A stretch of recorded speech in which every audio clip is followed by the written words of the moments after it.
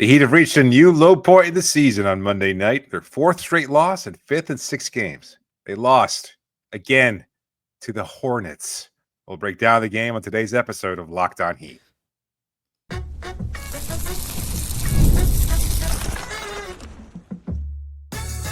You are Locked On Heat, your daily Miami Heat podcast, part of the Locked On Podcast Network, your team every day.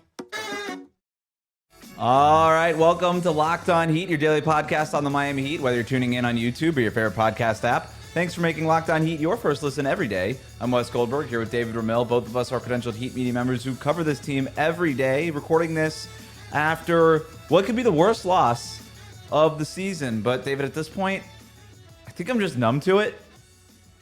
The Heat lose to the Hornets 105-102 in a game where, and stop me if you've heard this before,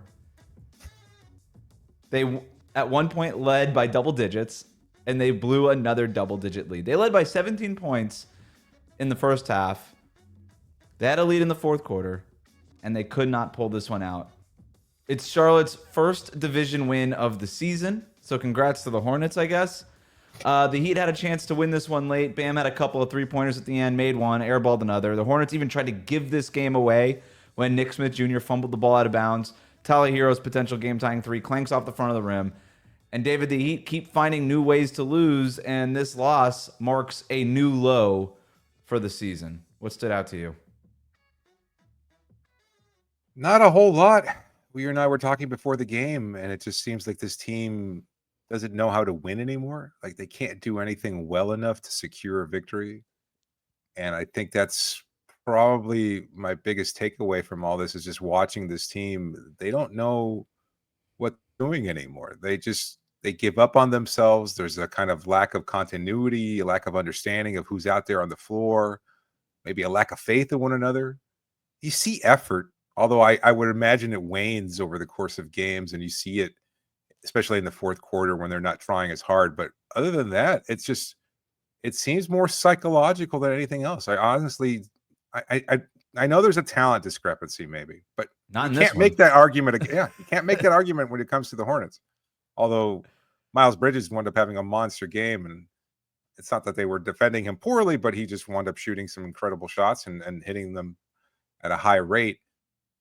Other than that, you just watch this team go, and they just don't have it. Mm-hmm. And it seems kind of undefinable at this point because every game just seems like a new low. It's okay. You had it versus the Cleveland Cavaliers. Monster game from Bam Adebayo. You're challenging the best team in the league. Maybe that gives you some kind of motivation or reason to find a way to play your best basketball. And they did. They played really good. Wound up losing, but they played really well against that team. And then you kind of lose 2 in a row. A good game against I wouldn't say bad Minnesota team, but not necessarily an inspiring one. And then you go out again the next night and you drop another one to the Chicago Bulls inexplicably. And then tonight. And there's only so many ways you can say it's inexcusable, and yet here we are with another new low point in the season. Every game seems like an opportunity to crap the bed even more completely than you did before. Like you missed the spot. Let's make sure that we hit it, because that's exactly what they're doing tonight. On the bright side, it doesn't get worse than this. No, you lose to the Clippers. They're better. Like they don't play another team worse than Charlotte all season. Oh, no, I'm sorry. They play the Wizards on March 31st. So there's a chance maybe at the end of the month to get worse than this. But for a while, it doesn't get worse than this. So there's a bright side. I was just watching the other night that episode of Seinfeld where George decides to do the opposite. Yes. Okay. And one of the B storylines in that episode is that everything always breaks even for Jerry. Yep. Even Steven. There are teams in the league that are Jerry. That everything just doesn't matter. They just break even. The Cavaliers, it just works out for them. It doesn't matter what the first 3 quarters look like. It works out for Cleveland. It works out for the Cavs. It works out for the Boston Celtics. They could take a bunch of threes. They can miss 8 of them in a row. It doesn't matter. They break even. They figure it out. It all works out. It always works out for Jerry. It always works out for these good teams. The Heat are like George before he decides to do the opposite. Where no matter what's going on in George's life, at the end of every episode, it ain't going to end well. And that's the Miami Heat. They could be up 17 points. They could have a new job, convince a new girl that he really is an architect, whatever it is. And then by the end of the episode, something wrong happens for George. And that's the Miami Heat. So I don't know if the lesson in this is just the Heat have to just do the opposite of everything that they've been doing this whole time. But the Heat are George Costanza right now. It's got to start, like, let's say they've gone with their big lineup. That's not working. Let's go small. If going big isn't working, let's just go small. Haywood Highsmith at center. No, go smaller. Go smaller. Terry Rozier at center. Two-way contract, Isaiah Stevens. 5'11", Isaiah Stevens. Put him at the 5. Jaime Jaquez Jr. is your point guard. I mean, just do whatever. Just the exact opposite. Well, the point is, right, like the whole George thing, right, is it's the opposite of what his instincts are. Right. And so whatever the Heat's instinct is in any given moment, it feels like it's always been the wrong decision. So maybe to your point, this is a team that's lost its way. It doesn't know how to win anymore. It doesn't really figure it out. The thing that stood out to me in this game, they don't play with a sense of joy. It feels like a lot of guys going to work and not really enjoying their job. And I know that joy is a loaded term in Miami these days, but I think there is a trauma that has set in place after the Jimmy Butler drama, and there's an emotional fatigue weighing on this team, and I just don't know if this is ever going to be the season for the Heat. Like, they could turn it around and move up the standings and maybe get into that 8-9 spot of the play, or the 7-8 spot of the play-in tournament or whatever, but at the end of the day, this is just going to be a George Costanza situation where it's over, you know? I don't buy it that they're capable of turning the season around. I just don't see it anymore. Like, they've had the opportunities already to turn the season around. We talked about the emotional weight that they were bearing before the All-Star break and needing that break to kind of reset, cleanse yourself a little bit. You get Tyler with his opportunity to show out, and he does. He does a fine job, wins the 3-point contest, whatever. And it's from that moment forward, you're kind of got a clean slate. It's like, all right, we've got our team. This is who we are. No more Jimmy. That's it. The distraction's gone. It hasn't helped. Again, and this isn't even just the nuts and bolts of not having an all-star level player like Jimmy to kind of save your butt every once in a while. This is just, there's something going on there between the ears. And I think it kind of trumps the lack of talent or anything else. And it's just, it's not, it's not going to get any better. Like, I don't see it. Like, I'm not, like I don't have any destiny thing. They expect to lose at this point. Yes. Which is wild. This is the Miami Heat.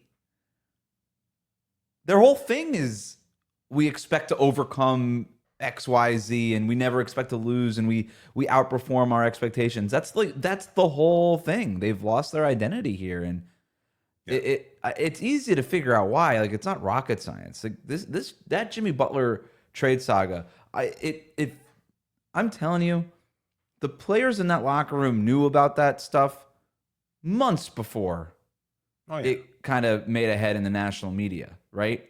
Like, this had been going on all season.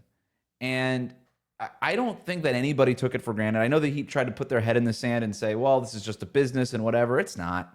Right. This is a very unique business where the guy that's in the locker room, the locker next to you, who you have a relationship with, all of a sudden doesn't want to be your teammate anymore and is doing everything in his power to force his way out in the ugliest divorce he's ever created.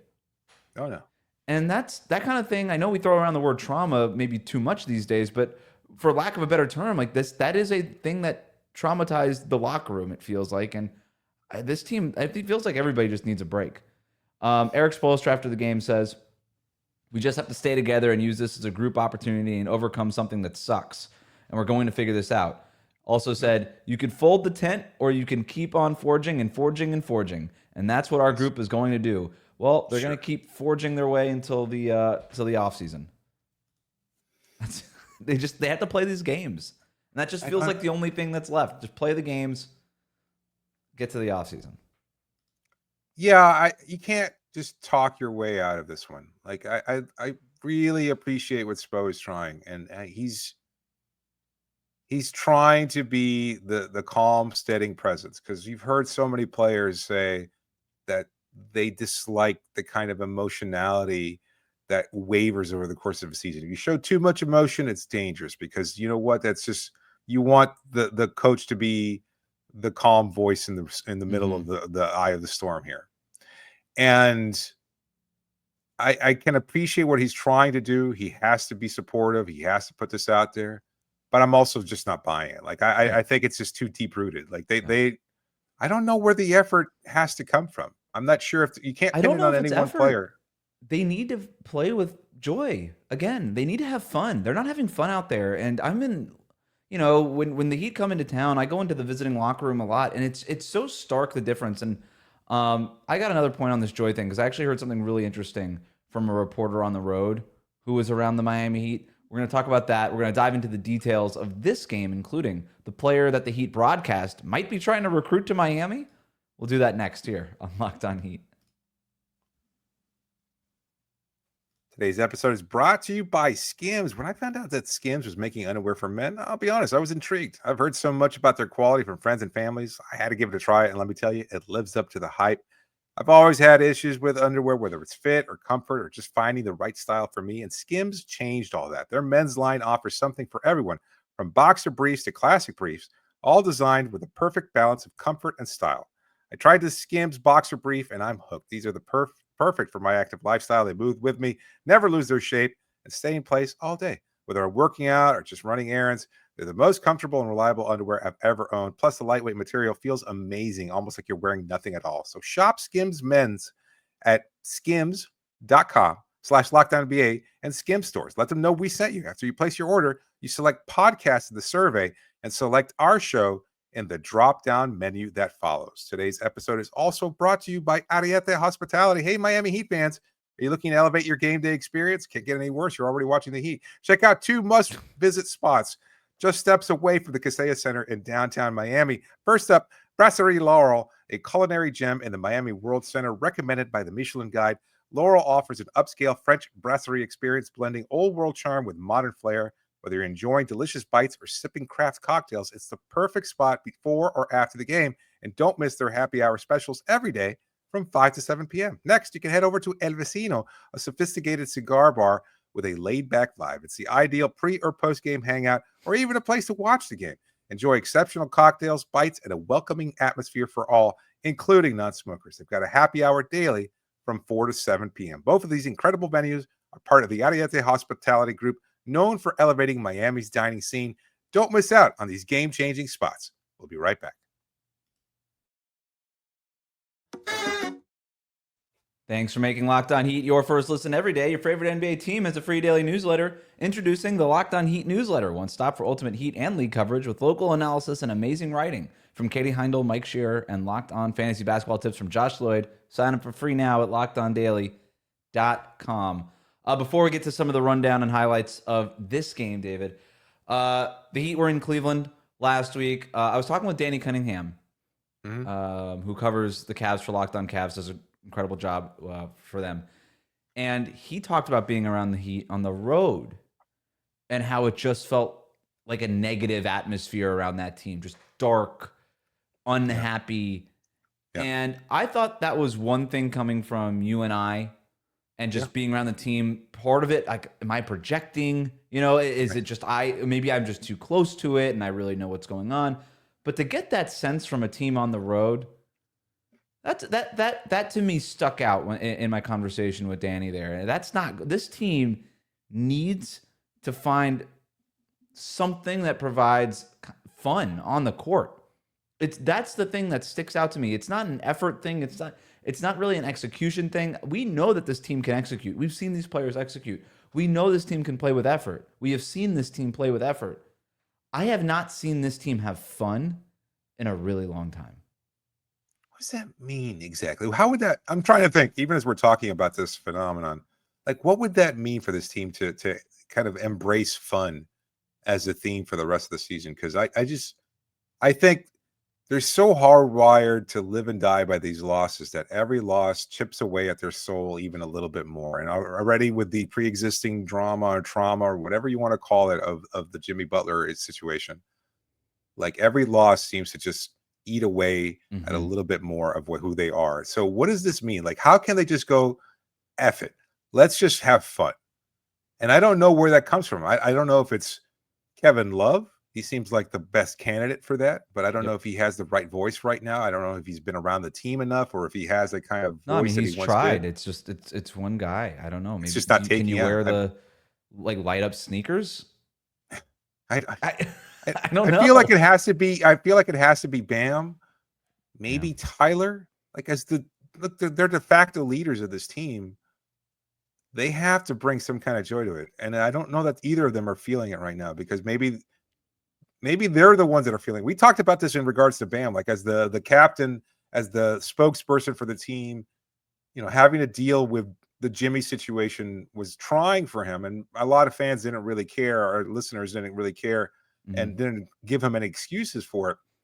But I feel like it has to be somewhat shared by Bam and Tyler to set the tone, with the new guys on the team, with the young players on this group. Like it's on them now to be the emotional bellwether for this group. They have to Mhm. be able to kind of carry this group and be able to, I don't know, provide a lift somehow.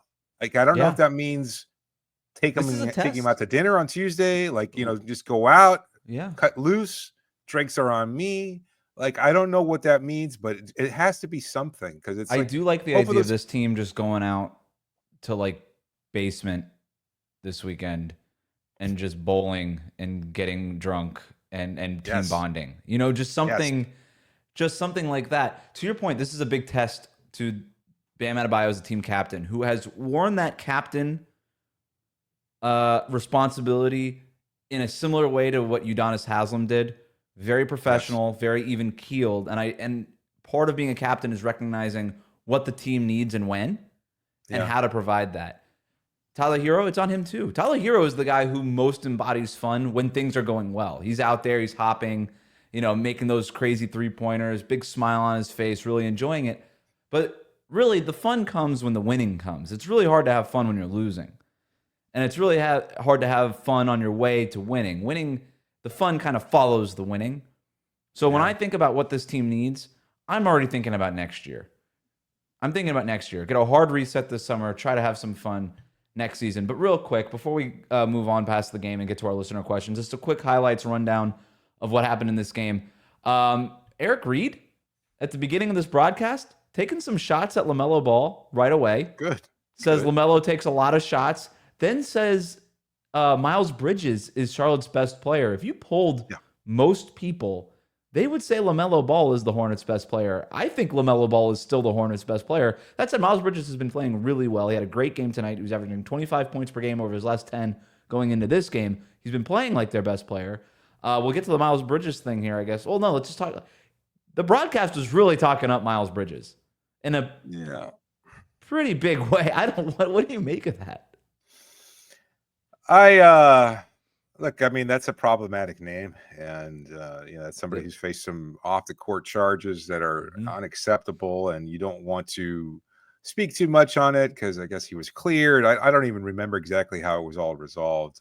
Yeah, But I mean, it's for well anybody interested, documented. If you don't yeah, know what we're talking about, you can Google it and you can figure it look it out. up. Yeah, It's not worth going into, but at the no. same time, uh, I mean, he's a good player, like on the court. Certainly, I think that showed tonight. He Hmm. was pretty phenomenal. He's athletic, explosive, whatever. He can get to the rim. He can shoot.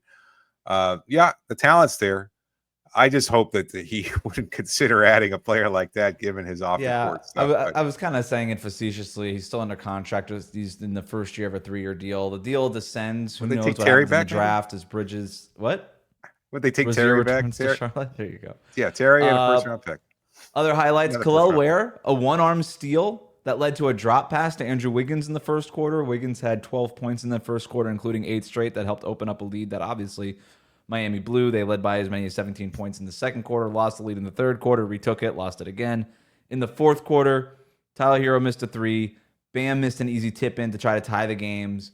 Mark Williams dunks on the other end to put Charlotte up 2 possessions. That was, to me, the game. I know Bam makes a huge 3-pointer in the corner after that. Airball is another one with 5 seconds left. Tyler Herro gets one last shot at the end. But really, the game was lost when I guess you blew the 17-point lead to a team as bad as the Hornets. But yes, it was over when Herro misses that three, and then Bam just misses that easy tip in, and Charlotte grabs it, and Mark Williams dunks at the other end. It goes from a game that could have been tied to being down 2 possessions. That was really it.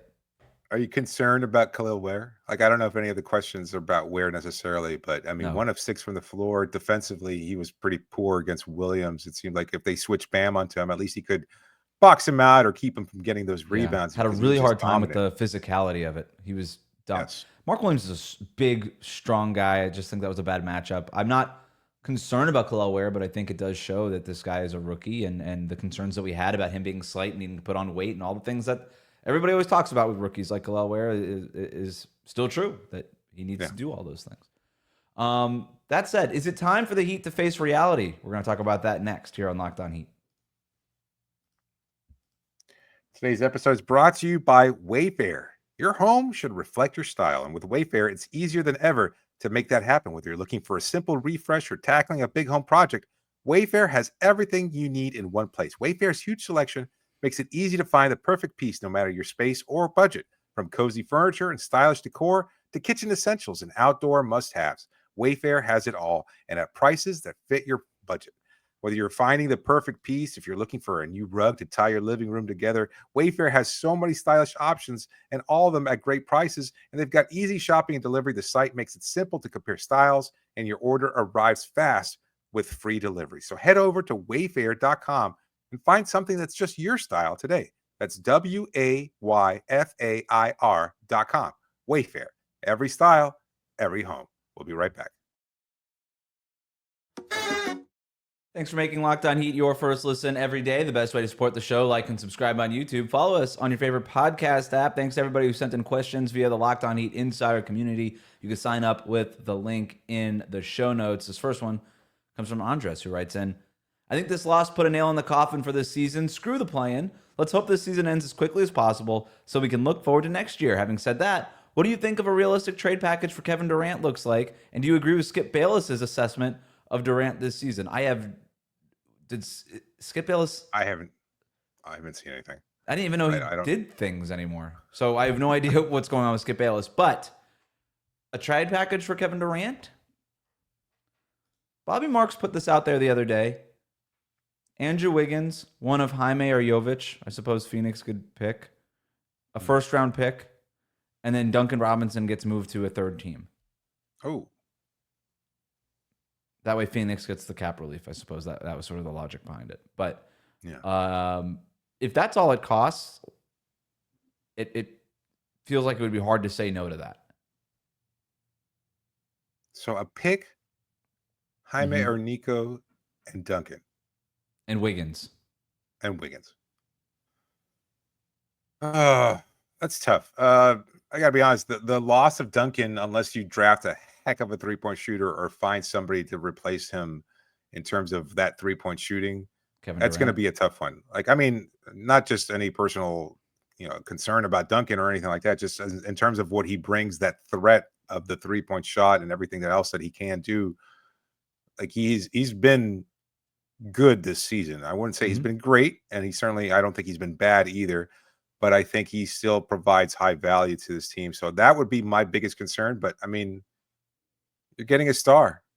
But if you're talking about this team being joyless, like, I don't know that adding KD is going to add much joy. I'm so glad you went there. That was what I was thinking during this game. Kevin Durant is the obvious name that the Heat will and should pursue this offseason. Yeah. Kevin Durant is not a guy who exudes joy. He's a lot of things and a lot of amazing things, a first ballot Hall of Famer, a champion, an MVP.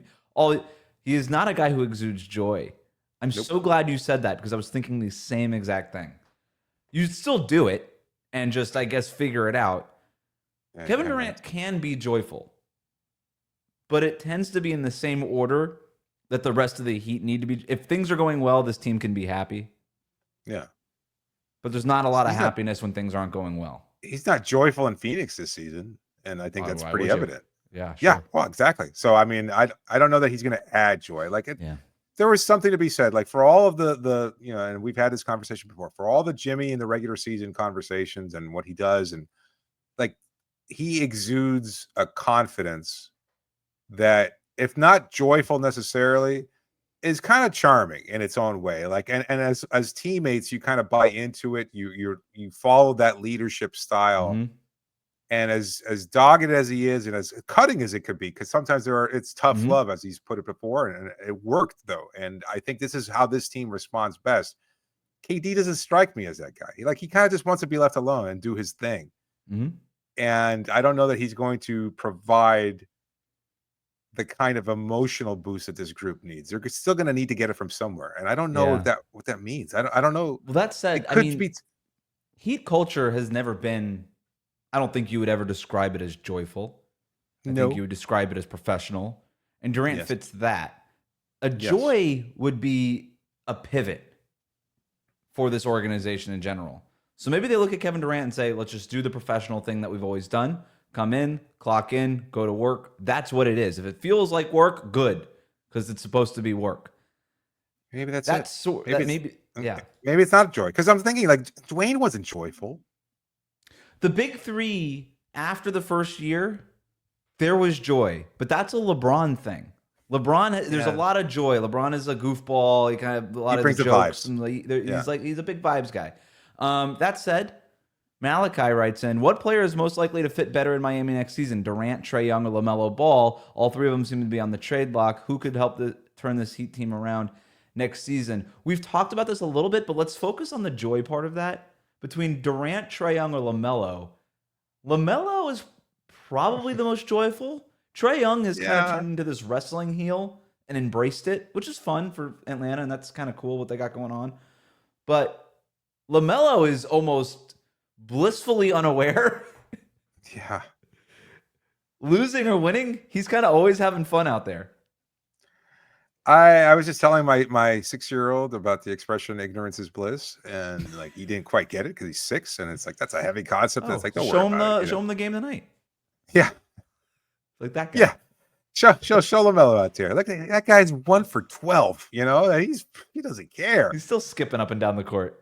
Yeah, arguing, fluffing his hair. Like I look. I mean, my personal feelings about LaMelo notwithstanding, like I just can't see that as being a fit here in Miami. Right. I refuse to accept that. I Again, don't know who well, that player is. Like it might be Ant Edwards. I think I would rather almost Thank like you. save your powder a little bit and just be like, okay, Anthony Edwards, Yeah. that guy he's enjoying himself. Like you could see it out there, and he provides that kind of spark emotionally that this team desperately needs, that you're not getting from Tyler, you're not getting from Bam currently. But I'd like it personally. I would prefer it if it comes from those two. Like those two should be Yes.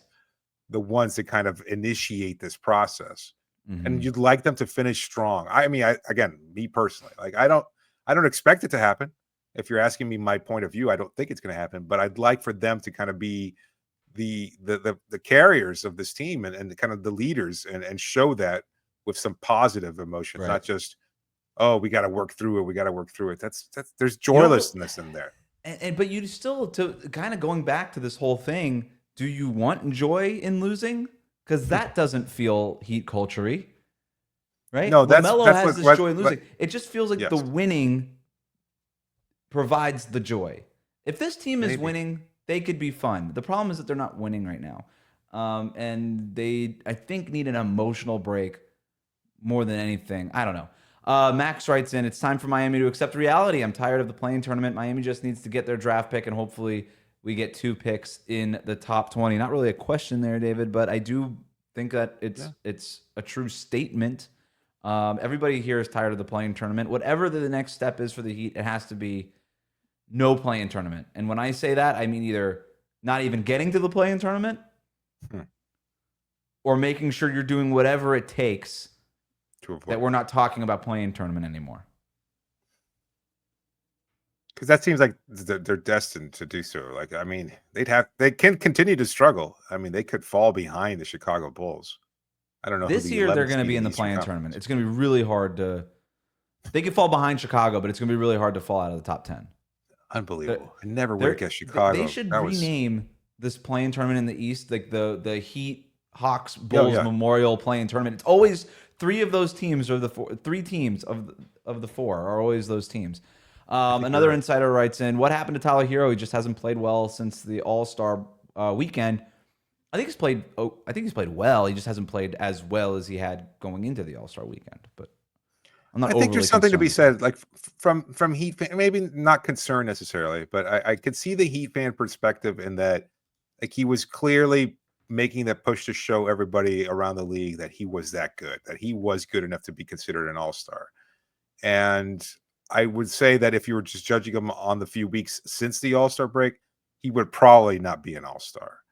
And so I don't know if you'd go so far as to say he's taking his foot off the gas, but he's not doing the same things. I think it's a combination of things, and we've talked about this before. Defense is keying in on him, trying to find ways to stop him, and then him being a little less effective. And he's played a lot of games too, and I imagine there's probably a physical toll that it's taken on him personally. Yeah, and he's playing so, a lot of minutes. He's averaging 36 minutes per game since the All-Star break. That's not what Tyler Herro signed up for, and that's a lot of injuries up and down the roster and things like that. He's still scoring 24 points per game, 7 assists, 5 rebounds. Good numbers. Good numbers. He's shooting worse from three-point range. He's shooting 32% from three. That's the hard part, but he's making up for it by getting to the line. He's shooting really well from 2-point range.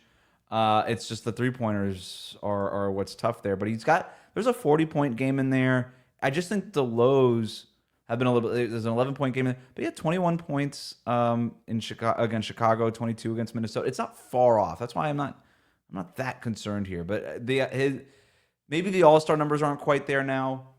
I don't think All NBA is going to happen for him either, but I'm not that worried about Tyler. There's other bigger concerns I have with the Heat. Last two, and let's do them quickly. Flavio writes, in theory, is it almost impossible to go under 11 and get that sixth place is unfortunately impossible. Question, why can't we put the young guys in? We would at least have an idea of how they would react. I still think that you have to play these guys and figure out what you have. This is the roster. Unfortunately, with these contracts the way it is, this is kind of your roster next season unless you make those major changes. I think you have to figure out what this group is. Andrew Wiggins has only played, 7 games in a Heat uniform? You just got to figure out what this group is before you start putting Isaiah Stevens in there for basically no reason. Yes, and at the same time, this could be the Costanza move. It's like, you know what? We haven't played them. We've sat them all. Like, this might be it. Like, those guys. Keyshawn Johnson's a star. Yeah. Well, he brings joy, I think. Josh Christopher, I think he could too. Like, I mean, they might bring that spark. They're competing for something. They want to try. They've been sitting on the bench all season, and they haven't had an opportunity. That might be the spark. Like, it comes in unexpected ways sometimes, and at least you could say, oh, you know what? This might be a player that we look into. And I get it. Like, I think you've seen enough from Davion Mitchell. I think you've seen enough from Andrew Wiggins that you want to keep them if you can, or unless you're going to trade them for another superstar or something like that. But you don't have to bench as far these as the two-way guys. But to your point, instead of Bam playing 40 minutes and Tyler playing 36 minutes, deepen your bench. Go deeper into their rotation. Give these guys a little bit of a break. Other teams go 11 deep on a nightly basis. This is just not an Eric Spoelstra thing. Drew writes in, Wes David, is it finally over? I know Spo talked about fighting demons, but it doesn't get much uglier than that. Can you guys agree at this point in the season that this team, and with this team's track record, there is not a turning point? Yes. Yes, we can. We unfortunately agree. We will still be covering this team every day, Monday through Friday, between now and the end of the season, whenever that happens. But for now, thanks for making Locked On Heat your first listen every day. Like, comment, and subscribe on YouTube. Follow us on your favorite podcast app.